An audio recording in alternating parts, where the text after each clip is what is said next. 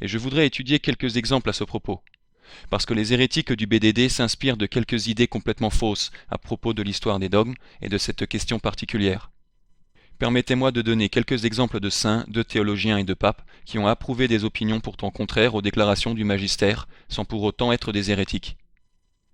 Bien sûr, nous avons discuté à ce propos de la problématique du géocentrisme, lorsqu'au XVIIe siècle, le Saint-Siège et de nombreux théologiens du Saint-Siège condamnaient l'héliocentrisme et le déni du géocentrisme. Ils condamnèrent comme étant erronée, contraire aux Écritures sacrées et divines, et comme hérétique, l'idée que la Terre ne soit pas au centre de l'univers. Ce fut approuvé par de nombreux papes. Le pape Paul V ordonna à Galilée d'abandonner ses opinions. La congrégation de l'Index, une congrégation romaine, publia un décret du même ordre. En 1633, le Saint-Siège, sous le pape Urbain VIII, condamna le déni du géocentrisme. Le pape Urbain VIII était en faveur de cette décision et ordonna sa large diffusion. Pourtant, plus tard, d'autres congrégations romaines et d'autres papes annulèrent la précédente interdiction concernant les thèses héliocentriques. En 1757, le pape Benoît XIV suspendit les décrets de la congrégation de l'Index contre l'héliocentrisme. En 1822, sous le pape Pie VII, le Saint-Siège autorisa l'impression de livres enseignant le mouvement de la Terre. Puis dans un document non à l'intention de l'Église universelle, mais à celle des professeurs et étudiants en littérature, le pape Benoît XV enseigna explicitement que la Terre ne serait peut-être pas le centre de l'univers, contredisant ainsi les 11 théologiens du Saint-Siège de 1616 et la sentence de 1633 du Saint-Siège, que de nombreux papes avaient approuvée, et que saint Robert Bellarmin, lequel d'ailleurs était impliqué dans la controverse au XVIIe siècle, enseignait comme défidé, de foi. Vous avez donc là un exemple clair et irréfutable que de nombreux papes, un docteur de l'Église et des dizaines de théologiens éminents et distingués ont enseigné et affirmé clairement que le refus du géocentrisme est une hérésie. Et puis il y avait ensuite des papes, des théologiens et des congrégations romaines qui étaient d'avis contraires. Et puis le pape Benoît XV qui enseignait que la Terre ne pouvait pas être le centre de l'univers. Les hérétiques du BDD devraient donc affirmer que Benoît XV devint un hérétique pour avoir enseigné ce que de nombreux papes, le Saint-Siège, etc., ont appelé une hérésie, amenant par là Galilée à abjurer. Ou si vous pensez que les décisions antérieures des congrégations romaines, approuvées par les papes, n'étaient pas infaillibles, alors c'est qu'ils identifiaient comme une hérésie ce qui n'était pas une hérésie. Donc, de toute façon, tout ce que cela prouve, c'est que les papes, les théologiens, le Saint-Office, peuvent avoir complètement tort concernant le statut théologique de certaines vérités. Ils peuvent penser que quelque chose est hérétique, alors que ça pourrait ne pas être le cas. Ils peuvent penser qu'une chose est un enseignement catholique, alors que ça pourrait être hérétique. Et d'ailleurs, les décisions du XVIIe siècle contre Galilée et le géocentrisme ne furent pas approuvées sous une forme spécifique. Elles furent bien approuvées alors que le pape en avait connaissance, mais ne furent pas promulguées ex cathedra. Donc l'Église n'enseigne pas infailliblement que la Terre est le centre de l'univers. Il y a d'autres exemples que nous pouvons étudier. Un exemple dont je souhaite parler concerne le canon de la Sainte Écriture. C'est très intéressant. Le canon de l'Écriture fut déclaré par le Concile de Florence dans la bulle Cantate Domino, dans le décret pour les Jacobites. Il fut déclaré la même liste de livres qui avaient été identifiés dans l'Église primitive, au Concile de Carthage, etc. Cette liste que le Concile de Florence déclara comme faisant partie de l'Écriture incluait les livres deutérocanoniques, les 7 livres que rejettent les protestants, à savoir Tobie, Judith, Sagesse, l'Ecclésiastique, Baruch et Maccabée 1 et 2. Donc le Concile de Florence dans la bulle Cantate Domino identifia solennellement les livres de l'Écriture, incluant les livres deutérocanoniques. Pourtant, certains des plus grands théologiens de l'Église affirmèrent après ça que les livres deutérocanoniques ne faisaient pas partie de l'Écriture. Par exemple, le cardinal Jiménez, qui était un des plus grands connaisseurs de la Bible à l'époque. Celui-ci a publié la célèbre Bible polyglotte d'Alcala en 1520, qui fut publiée avec l'approbation du pape Léon X. Dans sa Bible, les livres deutérocanoniques, que le Concile de Florence incluait dans le canon de l'Écriture, étaient exclus du canon de l'Écriture.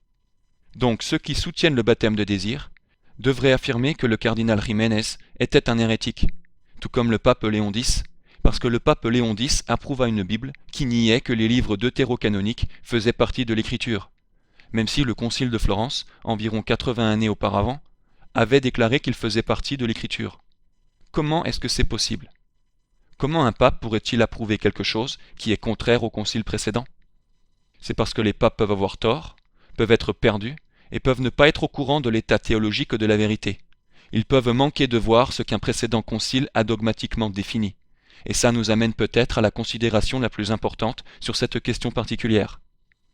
Mais avant d'en arriver là, je tiens à souligner que Jiménez n'était pas le seul à faire cette erreur. Par exemple, le cardinal Seripando, qui était un célèbre théologien et légat du pape Paul III et un personnage clé au Concile de Trente. Celui-ci a également été impliqué dans le catéchisme de Trente. Il fut un adversaire des livres deutérocanoniques après que le Concile de Florence les eut déclarés comme faisant partie de l'Écriture. Le cardinal Thomas Cajetan, le représentant du pape dans l'opposition à Martin Luther, a également nié que les livres deutérocanoniques faisaient partie de l'Écriture. Ça se passait bien après le Concile de Florence. Alors comment un représentant du pape pourrait-il enseigner des hérésies sur le sujet? Parce qu'il n'a pas réussi à reconnaître l'importance des déclarations du Concile de Florence. Et c'est intéressant que ces gens ont fait cette erreur à l'égard du Concile de Florence, parce que le Concile de Florence réfute le baptême des désirs en déclarant comme dogme que nul n'est sauvé sans le sacrement du baptême. Maintenant, il est intéressant de noter que les soi-disant apologistes modernes tentent de contourner ce problème en disant que la première définition dogmatique infaillible concernant le canon des Écritures a eu lieu au Concile de Trente. C'est ce que beaucoup de soi-disant apologistes modernes essayent d'argumenter. Mais ça ne tient pas, parce que le pape Léon XIII, dans son encyclique Providentissimus Deus, 1893, a fait référence à la foi antique et immuable de l'Église, solennellement définie dans les conciles de Florence et de Trente. Il fait référence à ce qu'ils ont dit à propos de l'Écriture sainte. Il dit donc que Florence définit solennellement la vérité de l'Écriture. Le paragraphe même où il fait référence à une définition solennelle est précisément celui qui, dans la bulle Cantate Domino, identifie les livres deutérocanoniques comme faisant partie de l'Écriture. Léon XIII enseignait qu'il s'agissait d'une définition solennelle. Vous ne pouvez donc pas prétendre que l'identification à Florence des livres deutérocanoniques ne fut pas infaillible. Pourtant, après ça, certains des théologiens de l'Église les plus distingués, cultivés et célébrés jugèrent que les livres deutérocanoniques ne faisaient pas partie de l'Écriture. Ils étaient tout à fait en tort. Ils ne comprenaient pas ce dont ils parlaient. Mais comment est-ce possible? Eh bien, voici un point essentiel à ce propos, qui touche au cœur de l'erreur des hérétiques du BDD. Le voici. C'est l'acquisition et la transmission de l'information en ces temps, dans les années 1500, 1600 et 1700, qui étaient extrêmement lentes par rapport à aujourd'hui. Et ce pour un certain nombre de raisons. Premièrement, à cause de la technologie qu'ils n'avaient pas à l'époque, et deuxièmement, du fait qu'ils vivaient avant la définition de l'infaillibilité papale. Avant la définition de l'infaillibilité papale, ils n'avaient pas une idée aussi claire du moment où l'infaillibilité était applicable, du moment où le magistère pontifical fonctionnait sans aucun doute et celui où ce n'était pas le cas. En fait, ils avaient une méthodologie inférieure à la nôtre, à bien des égards. C'est pourquoi si vous lisez par exemple saint Alphonse, analysant certaines questions théologiques, on voit qu'il passe et repasse sur ce que le théologien a dit, sur ce qu'il dit sur le sujet, sur ce qu'il pense, tout en soupesant sans arrêt ses opinions. Mais vous n'avez pas besoin de faire tout ça. Après la définition de l'infaillibilité papale, on peut se référer directement au magistère papal. On n'a pas besoin de nous enliser dans les opinions faillibles des théologiens. Évidemment, ceux-ci peuvent donner du poids aux choses, mais nous n'avons pas besoin de tirer nos conclusions directement d'eux. Nous pouvons aller droit au magistère pontifical, ce qu'ils ne pouvaient pas faire aussi directement que nous faisons aujourd'hui. En plus, l'absence de la technologie avait des effets directs sur la rapidité avec laquelle les opinions des personnes pouvaient être connues et comprises, et sur la rapidité avec laquelle leur tendance à l'obstination pouvait être évaluée. Par exemple, il y a à peine quelques centaines d'années, la messagerie et la communication de longue distance n'étaient rien comparé à ce que nous avons aujourd'hui. Pour établir en détail ce que quelqu'un croyait pendant cette période, s'il vivait dans un endroit éloigné, il fallait prendre un transporteur pour envoyer une lettre à cette personne. La personne en question avait à l'étudier, sans électricité, etc. Mais aujourd'hui, en quelques minutes, on peut recevoir un courriel, un mail, ou regarder une notification sur Internet, qui résume la position théologique d'une personne, et contient la déclaration magistrale pertinente sur la question. L'ensemble du processus qui consiste à étudier les citations clés du magistère dans toute l'histoire de l'Église, à identifier ce qu'une personne a dit sur une question particulière et à arriver à une conclusion sur la compatibilité de ce que celui-ci a dit avec les déclarations clés du magistère, c'est beaucoup plus facile et plus efficace. Il n'y a pas photo. C'est juste la réalité de la vie moderne. Donc il n'y a pas de comparaison au niveau de la rapidité avec laquelle on peut étudier à la fois ce qui est pertinent dans la documentation catholique et les déclarations papales faisant autorité, et arriver à la bonne position et déterminer le niveau d'obstination. C'est pourquoi nous pouvons donc comprendre les choses plus rapidement que la plupart de ces théologiens, même ceux qui étaient des saints. Permettez-moi de vous donner un excellent exemple sur ce point. Saint Robert Bellarmine pensait que les hérétiques occultes étaient toujours membres de l'Église, et dans le corps de l'Église. C'est quelque chose qu'il enseignait. Cet argument est sorti récemment d'ailleurs, car un hérétique non sédévacantiste a écrit un article sur ce sujet. Il s'appelle Robert. Il soutient que le péché d'hérésie ne nous renvoie pas de l'Église, mais seulement le crime d'hérésie. Pour lui, c'est seulement lorsque vous rejoignez ouvertement une secte protestante ou que vous êtes déclaré hérétique. Et dans une tentative d'amener les gens à croire que malgré leur hérésie, les antipapes Vatican II sont encore dans l'Église, il tente d'utiliser la position de saint Robert Bellarmine, à savoir que les hérétiques occultes sont dans l'Église. Bellarmine a dit « Les hérétiques occultes sont toujours dans l'Église. Ils en font partie et en sont membres.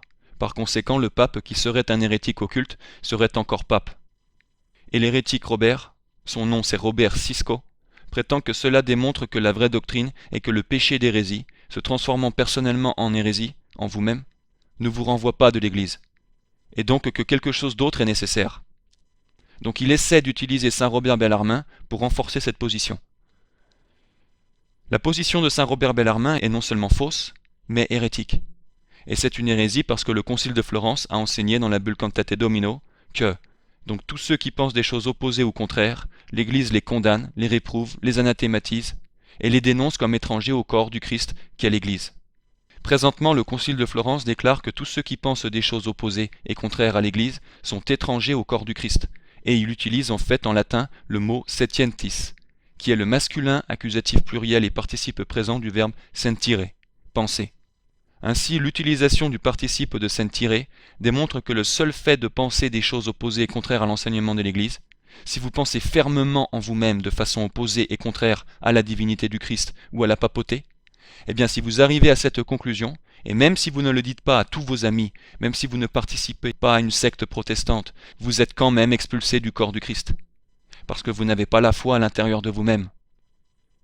Voilà ce que le Concile de Florence définit. Et la position de Bellarmine est fausse. Donc, c'est incompatible avec Florence. Mais est-ce qu'il était hérétique? Non, il avait juste tort, car les saints peuvent avoir tort, ils peuvent faire des erreurs, même sur des questions dogmatiques. Ils peuvent manquer de voir les choses, ils peuvent ne pas reconnaître l'importance de questions préalablement définies, ils peuvent tout simplement se tromper. Ils ne sont pas infaillibles. Et donc l'argument qui consiste à dire que parce que certains théologiens ou saints croyaient au baptême de désir, alors que nous avons prouvé comme dogmatique, concile après concile, que personne ne peut être dans l'Église ou sauvé sans le baptême d'eau, alors le baptême de désir ne pourrait pas être contraire à l'enseignement catholique, parce que certains saints seraient alors nécessairement des hérétiques. Cet argument est tout simplement faux. C'est une compréhension très superficielle et naïve de l'histoire de l'Église. Et il est aussi intéressant de noter que la position fausse et hérétique de Bellarmine sur les hérétiques occultes qui restent dans l'Église a été répétée théologien après théologien après qu'il ait enseigné cette erreur. Par ailleurs, le fait que le Concile de Florence définisse dogmatiquement que le péché d'hérésie, c'est-à-dire le péché de quelqu'un qui en vient dans sa tête à une position opposée et contraire à l'enseignement de l'Église et qui en est convaincu, l'expulse alors automatiquement du corps de l'Église, ça écrase absolument tout l'article et tous les arguments de cet hérétique Robert Cisco. Et je pourrais encore entrer davantage dans les détails, mais ça suffit à annihiler ces arguments. Mais il est intéressant de voir comment les hérétiques, même aujourd'hui, utilisent l'erreur des saints et des théologiens bien respectés pour perpétuer de fausses opinions. Voilà pourquoi on ne peut pas se fier à l'enseignement des saints et des théologiens, quand on a sur le même sujet des déclarations magistrales les contredisant. Un autre exemple pour appuyer mon propos est la question du filioque, la partie du credo qui comprend « et le Fils » dans « Le Saint-Esprit procède du Père et du Fils ». La vérité sur le filioque a été universellement approuvée dans l'Église latine dès le 5e siècle et 6e siècle, selon Tixteron, dans l'Histoire des dogmes. Mais les papes croyaient qu'il était interdit de l'ajouter au credo. Il fut inclus dans la liturgie d'abord en Espagne, ce qui montre comment les choses se déroulaient au niveau local. Ensuite, le pape Léon III, au IXe siècle, accepta entièrement la doctrine du filioque. Mais il s'opposa à l'inclusion du filioque dans le credo. Il protesta même ouvertement lorsque l'empereur Charlemagne décida de continuer à utiliser le credo avec l'ajout de « et le Fils ». Il s'opposa à l'ajout parce qu'il était sous la fausse impression que faire ça pourrait peut-être violer la tradition ou le texte du concile d'Éphèse concernant l'introduction d'un nouveau credo. Et donc les papes, même s'ils croyaient en la vérité du filioque, pensaient apparemment que cette déclaration particulière, ou tout simplement la tradition de l'utilisation du credo, ne permettrait pas à quiconque d'ajouter le filioque au credo. Jusqu'au XIe siècle, les papes ont tenu la même position, mais sous le pape Benoît VIII, en 1012, la position a changé. Le filioque fut inclus dans le credo à Rome, et le concile de Florence déclara plus tard solennellement que le filioque était également ajouté au credo. Alors ce que ça prouve, c'est que de nombreux papes ont eu tort au sujet de savoir s'il était légitime d'ajouter le filioque au credo, par rapport à la tradition de l'enseignement des conciles précédents. Ces papes n'ont jamais enseigné leur opinion d'une manière obligatoire à l'Église universelle, mais elles ont été exprimées par leur action et par leur inaction. Ça montre encore une fois que les papes, dans leur situation de non-infabilité, ou dans leur décision de ne pas agir, peuvent avoir grandement tort à propos du statut théologique de la vérité, du sens d'un texte précédent, des questions doctrinales, etc. Donc l'argument selon lequel, si le BDD est contraire à l'enseignement catholique, ce qu'il est sans aucun doute, alors il est impossible que les papes aient pu enseigner de manière infaillible. Non, ça n'apporte que de l'eau au moulin de quelqu'un qui ne comprend pas vraiment l'enseignement de l'Église, de l'histoire dogmatique, qui a seulement une compréhension très superficielle de ces questions. Et ceci provient en fait de leur façon anthropocentrée, trop centrée sur l'homme, de voir l'histoire de l'Église, parce qu'ils veulent conformer les faits du dogme aux opinions des hommes, plutôt que de chercher d'abord à ce que Dieu a enseigné et ce que les décrets infaillibles enseignent, et ensuite reconnaître tous les faits à partir de ça. Voilà pourquoi ils n'arrivent pas à la reconnaissance d'une véritable compréhension de l'histoire dogmatique sur ces points. Un autre exemple pour prouver mon argument est la question Honorius Jean IV. Comme beaucoup de gens le savent, le pape Honorius enseigna l'hérésie du monothélisme, et il fut condamné pour ça par de nombreux conciles. Mais le deuxième pape qui régna après le pape Honorius, le pape Jean IV, déclara à l'empereur Constance en 641, citation, « Mon prédécesseur susdit Honorius disait donc dans son enseignement sur le mystère de l'incarnation du Christ qu'il n'a pas existé en lui, comme en nous pécheurs, deux volontés contraires, de l'esprit et de la chair, ce que certains ont retourné en leur propre conception, et ils ont pensé qu'il aurait enseigné une seule volonté de sa divinité et de son humanité, ce qui est totalement contraire à la vérité. » Donc l'argument est que le pape Jean IV, le deuxième pape après le pape Honorius, après avoir considéré les paroles du pape Honorius, qui fut plus tard condamné par les conciles comme hérétique et favorisant l'hérésie, affirma qu'il n'avait pas favorisé l'hérésie et qu'il n'enseignait pas l'hérésie. Alors comment est-ce que le pape Jean IV pourrait se tromper? Comment pourrait-il être en tort sans être un hérétique? Parce que vous pouvez vous tromper, vous pouvez simplement avoir mal lu les choses, vous pouvez ne pas être familier avec les faits. Ça peut arriver au pape et aux saints, d'accord? Ce qui est infaillible, c'est ce que le magistère a enseigné à l'Église universelle de façon obligatoire, non pas l'inaction des papes, ni leur enseignement faillible ou leur incapacité à reconnaître des choses. Donc l'argument du BDD n'est qu'un mythe. Soit dit en passant, il est très intéressant de noter que dans toute l'histoire de l'Église catholique, malgré tous les conciles qui ont traité de la nécessité du baptême d'eau, du baptême comme sacrement qui pardonne les péchés, et de ce qui touche au baptême et à l'unité de l'Église, pas une seule fois, dans une déclaration, dans toute l'histoire de l'Église, le baptême de désir ou de sang n'a été enseigné par un pape à l'Église universelle de façon obligatoire. Rien. Il n'y a même pas un seul décret dans l'histoire de l'Église fait par un pape et à l'attention de l'Église universelle qui peut être identifié comme s'appliquant à l'Église universelle en enseignant le baptême de désir ou de sang. Tout ce qu'ils disent vient de saints ou de théologiens, ce qui n'oblige donc évidemment à rien du point de vue de l'Église universelle, de catéchisme, dont aucun n'est engageant, un grand nombre de décrets papaux, dont aucun n'est adressé à l'Église universelle, et une citation du Code de droit canon qui nie explicitement une obligation universelle. Dans le canon 1 du Code, il est dit qu'il n'y a rien d'engageant. Et l'infaillibilité de l'Église catholique, à la fois dans ses enseignements et dans ses lois, opère quand elle l'oblige et qu'elle est imposée à tous. Il n'y a rien. L'Église catholique, l'Église universelle, n'a pas une seule fois enseigné le baptême de désir ou de sang. Par contre, oui, nous trouvons décret après décret, dans les conciles, dans les encycliques adressées à l'Église universelle, que personne n'est sauvé sans le sacrement, sans le rite extérieur du baptême. Et ceci reste vrai dans les décrets du magistère adressés à l'Église universelle après le Concile de Trente. Un autre exemple pour contrer la fausse argumentation des hérétiques du BDD sur ce point, c'est le fait que selon saint Augustin, les enfants non baptisés souffriraient du feu de l'enfer et de la peine de sens, ce qui a été cru grosso modo de son temps jusqu'au temps de saint Anselme, donc pour plus de 500 ans d'après l'encyclopédie catholique. Comment est-ce possible? Comment les théologiens auraient pu croire cette opinion, jamais remise en cause pendant 500 ans, alors qu'il s'agit d'un enseignement catholique? Tout simplement parce que les théologiens peuvent se tromper. Ce qui compte, c'est ce que le magistère infaillible promeut. Un autre exemple est saint Cyprien et la controverse du rebaptême. Saint Cyprien croyait que les baptêmes faits par des hérétiques et parmi les hérétiques étaient invalides. Il rencontra à l'époque l'opposition du pape Saint Étienne, au IIIe siècle. Saint Étienne ne publia pas de déclaration infaillible sur le sujet, mais il envoya une lettre à Saint Cyprien disant que les hérétiques n'ont pas besoin d'être baptisés à nouveau. Cyprien accusa le pape d'erreur et convoqua un concile de 84 évêques qui approuva unanimement sa conduite. Donc Cyprien, qui est un saint et un docteur de l'Église, qui est cité tout le temps si vous lisez les encycliques papales, donc Saint Cyprien se voit contredit par le pape, enseigne que les baptêmes faits par des hérétiques et parmi des hérétiques sont invalides. Il accuse le pape d'erreur. 84 évêques à l'époque lui donnent raison. Et en plus, l'Église d'Afrique et de Cappadoce sont d'accord avec lui. Donc comment peut-il avoir tort? Comment peuvent-ils tous avoir tort? Pourquoi ces évêques peuvent avoir tort? Pourquoi les églises d'Afrique et de Cappadoce peuvent avoir tort? C'est parce qu'ils peuvent avoir tort. Ce qui compte, vous l'avez compris, c'est ce que l'Église enseigne infailliblement.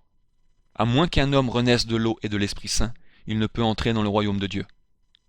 Et c'est pourquoi si ce lâche hérétique mentionné s'était engagé dans un débat, il aurait été réfuté par les faits que nous venons de voir. Et dès que nous aurions examiné ces arguments, je parle des objections qu'il aurait eues par rapport à nos arguments, il n'aurait pas eu de réponse. Leur position aurait été démolie en 2 minutes. Donc la position de Cyprien est un autre exemple du fait que les docteurs de l'Église peuvent avoir tort. Comment les théologiens peuvent avoir tort? Comment les gens peuvent se tromper quand il s'agit de reconnaître le statut de la vérité de l'Église, sans être nécessairement des hérétiques dans tous les cas? Un bon exemple qui montre comment le fait d'être enlisé dans des opinions faillibles de théologiens peut amener à des erreurs théologiques, c'est l'adoption par saint Alphonse de l'opinion qu'une forme brève de consécration, c'est-à-dire ceci est mon corps, ceci est le calice de mon sang, est probablement suffisante pour une consécration valide de l'Eucharistie. Soupesant diverses opinions, il dit que c'est probablement tout ce dont vous avez besoin pour une consécration valide de l'Eucharistie. Et nous avons été contactés par une personne qui, en se basant sur les enseignements de saint Alphonse sur ce sujet, est restée dans la nouvelle messe. Eh bien, la position de saint Alphonse sur ce sujet serait rejetée par, disons-le, la grande majorité des soi-disant traditionalistes, car le concile de Florence identifie la forme à la forme longue, et pas seulement ceci est mon corps et ceci est le calice de mon sang. Le missel romain identifie la forme à la forme longue, et nous savons que la forme est la forme longue, en se fondant sur l'enseignement du pape Léon XIII dans Apostolice Curae.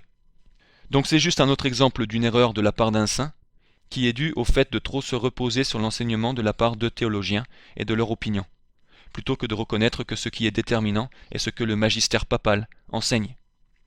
Voici donc certains des faits qui montrent que le catéchisme de Trente n'approuve pas le BDD. Ça prouve plusieurs choses. Ça prouve qu'il n'y a pas de BDD. Ça prouve que les enseignements apostoliques que l'Église a toujours tenus et que l'on doit enseigner aux fidèles sont que personne n'est dans l'Église sans les sacrements. Personne ne peut être sauvé sans les sacrements. Tous doivent faire partie du corps de l'Église. Et ça ne vient qu'avec les sacrements, etc. Je vais maintenant poursuivre sur mon argument du Concile de Florence. Ça vient d'un autre endroit. Dans la bulle Exsultate Deo que le catéchisme de Trente identifie comme une déclaration solennelle, il est dit « La première place de tous les sacrements est tenue par le saint baptême, qui est la porte de la vie spirituelle. Par lui nous devenons membres du Christ et du corps de l'Église. Et comme par le premier homme, la mort est entrée en tous, Romains 5,12, si nous ne renaissons pas par l'eau et l'esprit, nous ne pouvons, comme le dit la vérité, entrer dans le royaume des cieux. La matière de ce sacrement est l'eau vraie et naturelle. Donc, dans un décret dogmatique du Concile de Florence, nous voyons que la règle infaillible, l'infaillible formule de foi, est que si nous ne renaissons pas de l'eau et de l'esprit, nous ne pouvons, comme le dit la vérité, entrer dans le royaume des cieux. C'est ce que toutes les définitions dogmatiques disent. Jamais rien d'autre n'a été décrété. C'est une formule dogmatique. Donc ceux qui disent que vous pouvez rentrer dans le royaume des cieux sans renaître de l'eau et de l'Esprit Saint contredisent l'enseignement catholique. En fait, les hérétiques qui ont refusé le débat admettent, citation, « Ceux qui reçoivent le baptême de désir ne font pas partie du corps de l'Église et ne renaissent pas de l'Esprit Saint puisque seul le sacrement d'eau peut le fournir. » Fin de citation. Donc ils contredisent une règle de foi. Maintenant, la façon dont ils essayent de répondre à ça, ou que cet hérétique essaye d'y répondre, c'est en disant que c'est ordinairement vrai, mais pas extraordinairement vrai. Que c'est les moyens ordinaires, mais pas extraordinaires. Et c'est en fait une hérésie moderniste. Car quand vous dites que quelque chose est une règle extraordinaire ou un moyen extraordinaire, extra veut dire en dehors, et une exception extraordinaire à une règle dogmatique pourrait être en dehors. Ça voudrait dire nécessairement que la règle n'est pas toujours vraie, mais fausse au final. Il est très intéressant de citer Monseigneur Joseph Clifford Fenton. Celui-ci était malheureusement hérétique sur le sujet du salut. Mais il fait référence à cet argument concernant hors de l'Église pas de salut, selon lequel ça s'applique ordinairement, mais qu'il peut y avoir des exceptions extraordinaires et tout. Il dit « Certains auteurs ont essayé d'expliquer le dogme sur la nécessité de l'Église pour le salut en disant que l'Église n'est que le moyen ordinaire, mais qu'il est toujours possible dans des cas extraordinaires pour un homme d'atteindre la vision béatifique en dehors de l'Église. Manifestement, d'après cette explication, le dogme ne serait rien de plus qu'une vaine formule. Quelque chose que les personnes même qui l'acceptent comme un dogme devraient considérer à toute fin pratique comme faux. » Fin de citation. Il a raison sur ce point. Si vous dites qu'une formule dogmatique est vraie ordinairement, mais qu'il y a des conditions extraordinaires et exceptions qui doivent y être incorporées venant de sources extérieures, ça revient à réduire la formule dogmatique à une chose fausse et à une formule vaine. Il dit ça en se référant à hors de l'Église pas de salut, mais ça s'applique à n'importe quelle formule dogmatique. Et la formule que j'ai citée, à moins qu'un homme ne renaisse de l'eau et de l'esprit, il ne peut rentrer au royaume des cieux, que le concile de Bâle appelle écriture. Si cette vérité de l'écriture, cette vérité que Jésus-Christ lui-même a déclarée d'une façon solennelle par sa propre parole, pourrait être réduite à une vérité ordinairement vraie, comme l'hérétique Steve le dirait, alors n'importe quel dogme ne serait qu'ordinairement vrai. C'est du modernisme et de l'hérésie. Les exceptions, les conditions doivent être incluses dans la formule elle-même. Elles doivent être trouvées dans la définition même. Donc à moins qu'il y ait une exception ou qualification inscrite dans cette déclaration même, vous ne pouvez pas les importer de sources extérieures, car c'est du modernisme, une hérésie. C'est s'éloigner de ce que l'Église a présenté une fois pour toutes. Il est aussi très intéressant que dans son encyclique contre les modernistes, le pape Pie X condamne l'assertion selon laquelle les formules dogmatiques ne contiennent pas des vérités absolues, mais sont sujettes aux vicissitudes ou changements de circonstances, adaptations et conditions, par exemple des conditions extraordinaires. Il est intéressant que l'hérétique moderniste Steve dise qu'il puisse y avoir des conditions extraordinaires. Non, c'est une formule dogmatique, qui est vraie comme elle a été formulée. C'est une vérité absolue, ok? Vous ne pouvez pas y ajouter des exceptions qui la rendraient fausse. Et leur position la rend fausse, parce qu'ils admettent que les personnes qui reçoivent le BDD ne renaissent pas de l'eau et de l'esprit. Donc, tout ce que ça prouve, c'est que non seulement ces gens s'éloignent de l'enseignement infaillible de l'Église, mais en fait ils l'attaquent. Ils soutiennent que les personnes qui professent cet enseignement, qui est un enseignement catholique, et l'Église ne l'a jamais contredit, eh bien ces gens disent que c'est un péché et une hérésie. Ils ont accumulé une totale damnation au-dessus de leur tête, et ils crachent en fait au visage de notre Seigneur Jésus-Christ, car c'est lui-même qui a fait cette proclamation. En fait, il est intéressant de voir que si ce que les hérétiques enseignaient à propos des formules dogmatiques telles que celle-ci était vrai, alors les formules dogmatiques ne seraient pas des déclarations absolues de vérité, mais juste des images de la vérité, ou des véhicules de la vérité, qui ne seraient pas complètement vrais. Et c'est ce que disent les modernistes, comme le montre le pape Pie X.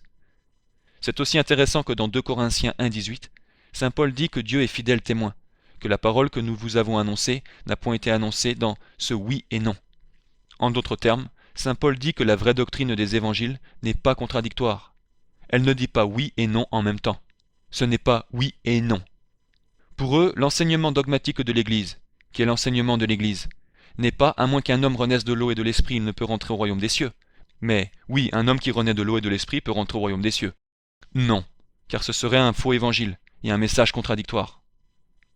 Il est aussi intéressant que dans les mots latins de cet enseignement dogmatique spécifique, on voit le concile dire « non possumus », nous ne pouvons pas. Non possumus veut dire que nous ne pouvons pas. Nous ne sommes pas capables d'entrer au royaume des cieux à moins de renaître de l'eau et de l'esprit. Non possumus est une formule d'autorité indiquant que ce n'est pas possible de faire autrement, qu'on ne peut pas faire autrement. Dans un écrit dogmatique sur la foi tel que celui-ci, ça représente un standard ou une règle qui ne peut pas être violée ou contredite. Le pape Clément VII, dans sa réponse à la demande d'Henri VIII pour son divorce par exemple, déclare « non possumus », nous ne pouvons pas. C'est-à-dire qu'il était incapable de mettre de côté la loi divine.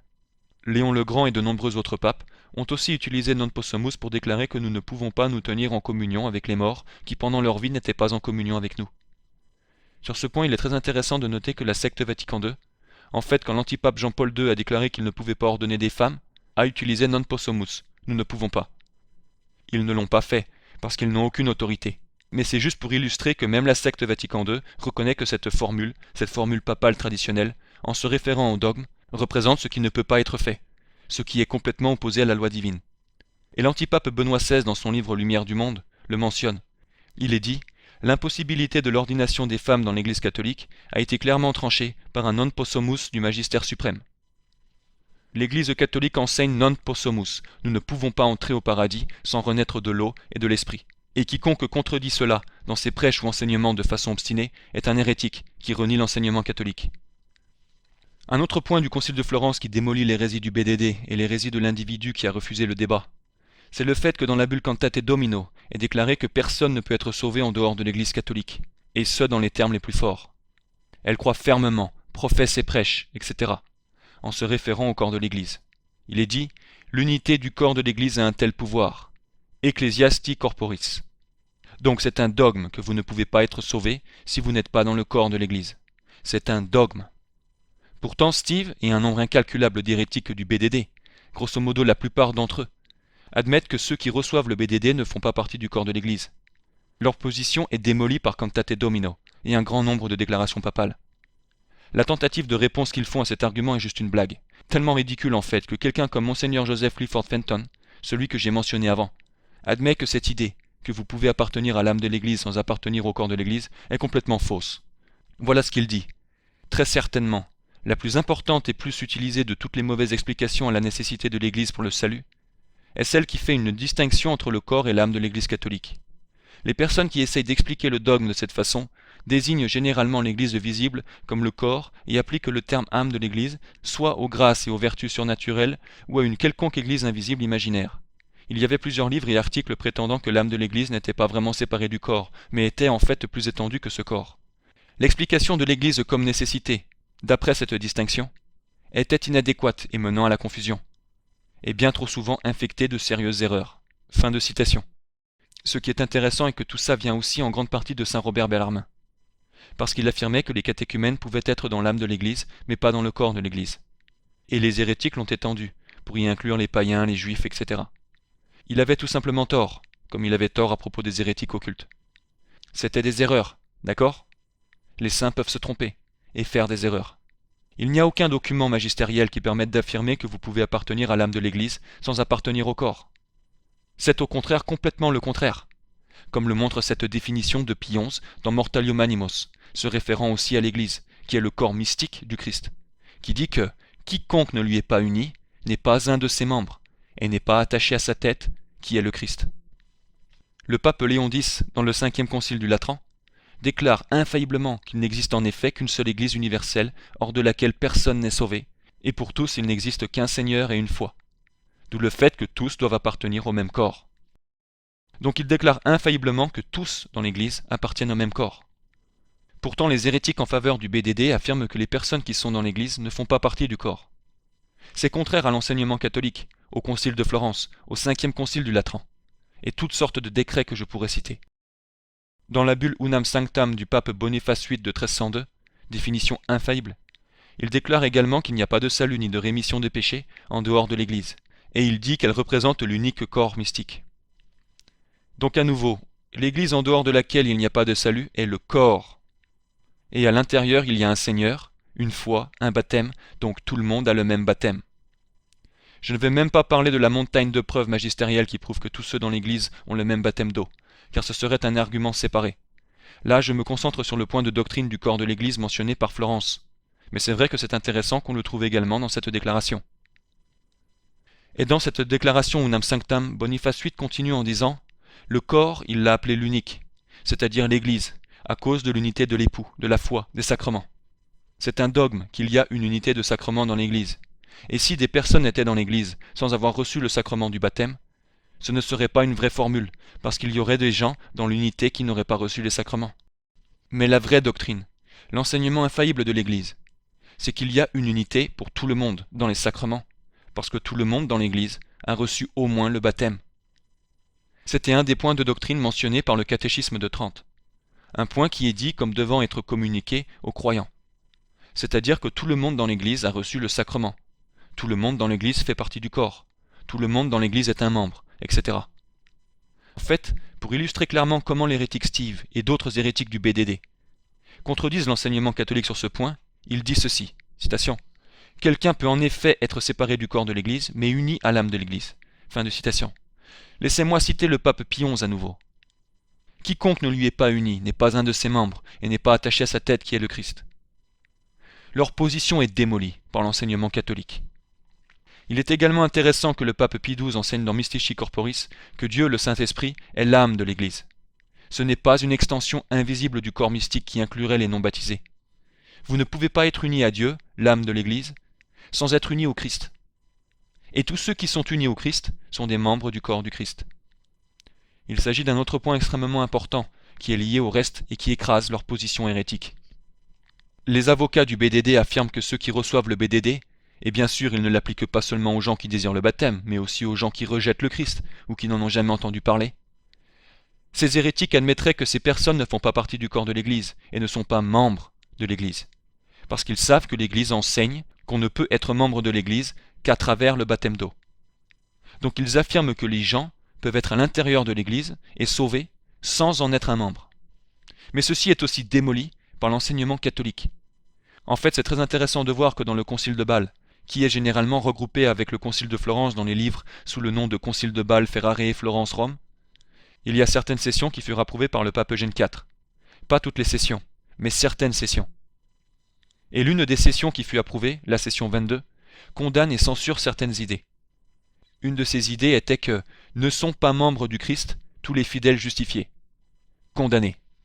Eh bien, pensez à ça. Les avocats du BDD affirment que quelqu'un qui est justifié peut ne pas être membre du Christ. Pourtant, l'idée que pas tous les fidèles justifiés ne sont membres du Christ fut condamnée. Ça prouve que pour être justifié, pour être sauvé, vous devez être un membre du Christ. Ça démolit le BDD. Le même concile condamne également ceci. Être un membre du Christ n'est pas suffisant pour être uni avec lui dans un lien de la charité. Une autre forme d'union est nécessaire. C'est condamné, et ça démolit également le BDD et la position de l'hérétique susmentionné, Steve. Parce que cela enseigne que les personnes qui sont unies au Christ dans le lien de la charité sont nécessairement des membres du Christ. Ça condamne l'idée qu'être un membre n'est pas suffisant pour être uni dans le lien de la charité. Mais ils prétendent que des gens qui sont unis au Christ par le lien de la charité ne sont pas des membres du Christ. C'est condamné. Le pape Pie IX, au premier concile du Vatican, définit également que tous ceux dans l'Église sont des membres. Il dit que, en ce saint siège d'où découlent sur tous les droits de la vénérable union, comme des membres unis à la tête dans l'assemblage d'un corps. Il fait référence à membra, le pluriel de membrum, donc aux membres. Tous dans l'Église sont membres. C'est un enseignement catholique. Cette idée que vous pouvez être sauvé sans être membre est hérétique. Et le fait que ces gens aient à nourrir ces fausses idées avec ces théories, c'est juste un autre exemple que leur doctrine est fausse. Nous pouvons citer d'autres décrets magistériels qui font référence au fait que l'Église est le corps et de la façon dont tous sont rassemblés dans le corps, etc. Mais c'est plutôt clair qu'une réfutation complète et détaillée peut être et a été donnée à toutes leurs objections que nous avons abordées. En particulier le catéchisme de Trente, qui en fait vient en faveur de notre position, car il n'est pas infaillible. Il est complètement faux de prétendre que des papes, des saints et des théologiens distingués ne peuvent pas avoir tort à propos du statut théologique de la vérité pour les raisons que j'ai données. Et quand vous examinez les arguments dogmatiques qui contredisent le BDD, ils le démolissent bien sûr. C'est simplement une opinion d'homme, qui a fait son chemin à cause du jugement faillible de certains théologiens et de certains documents faillibles. Elle n'a jamais été enseignée par l'Église. Et les saints qui l'ont cru, et les papes qui ont autorisé sa circulation, avaient tout simplement tort. Et la raison pour laquelle il n'était pas nécessairement hérétique, c'est qu'il y a eu une certaine confusion à propos de cette doctrine dans l'histoire de l'Église. Mais une fois que vous examinez toutes les preuves dogmatiques, et que vous voyez qu'il est possible de répondre aux objections, continuer à affirmer cette théorie est une preuve de mauvaise volonté, et c'est être hérétique. Si vous contredisez obstinément les règles et formules de la foi catholique, à savoir que personne ne peut entrer au ciel sans renaître de l'eau et de l'esprit, c'est l'enseignement de Jésus-Christ et l'enseignement dogmatique de l'Église que vous contredisez. Il s'agissait uniquement ici d'analyser un seul argument de chaque côté, c'est-à-dire du catéchisme de Trente et les déclarations subséquentes qu'ils auraient amenées, et les arguments du concile de Florence, et d'autres points qui portent sur Florence. Il y a plein d'autres arguments que nous pourrions aborder, sur la sujétion au pontife romain, le baptême d'eau et d'autres points. Notre vidéo Baptême de désir démoli couvre d'autres arguments, qui réfutent le BDD et les arguments avancés par cette théorie humaine. Donc ce sont des considérations qui montrent quel est le vrai enseignement de l'Église, à savoir que personne n'est sauvé sans le sacrement du baptême. C'est le seul moyen de rentrer dans l'Église, en dehors de laquelle il n'y a pas de salut. Et les objections qui ont été avancées pour le BDD. qui étaient leurs meilleures objections. Elles seraient toutes complètement réfutées si nous les examinions en détail. Et ils n'auraient pas de réponse pour les faits dogmatiques que nous avancerions.